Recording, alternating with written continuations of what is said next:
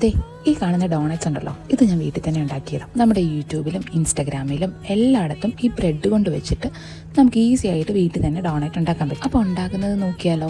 അപ്പോൾ ഇതാ ബ്രെഡൊക്കെ എടുത്ത് സൈഡൊക്കെ ആ ബ്രൗൺ കളറൊക്കെ കട്ട് ചെയ്ത് കളഞ്ഞ് ഇനി നല്ല വെള്ളം എടുത്തിട്ട് ഒരു 4 സൈഡും കൂടെ ഒന്ന് മുക്കിയെടുക്കണം. 4 സൈഡിൽ വെള്ളം മുക്കുന്നത് കൊണ്ട് തന്നെ ബ്രെഡ് പെട്ടെന്ന് തന്നെ കുതിർന്ന് കിട്ടും. അപ്പോൾ നമുക്ക് ഈസി ആയിട്ട് ഇത് കുഴച്ചിട്ട് നമുക്ക് ചെറിയൊരു ചപ്പാത്തിയുടെ ആ ഒരു വലുപ്പത്തിലെടുത്തിട്ട് നമുക്കിത് കയ്യിൽ വെച്ചിട്ട് നന്നായിട്ടൊന്ന് ഉരുട്ടി ഒരു ബോൾ പോലെ ആക്കിയെടുത്തിട്ട് എന്നിട്ട് ജസ്റ്റ് ഒന്ന് പ്രസ് ചെയ്തിട്ട് നടുക്ക് ഒരു തുളയിട്ട് കൊടുക്കാം. ഇനിയിപ്പോൾ എന്താ ഇത് ഫ്രൈ ചെയ്തെടുക്കണം. അപ്പോൾ ദാ ഒരു പാൻ വെച്ച് ഓയിൽ ചൂടാകുമ്പോഴത്തേക്കിനും നമുക്കിത് ഓരോന്നും ഇതിനകത്തേക്ക് ഇട്ട് കൊടുക്കാം.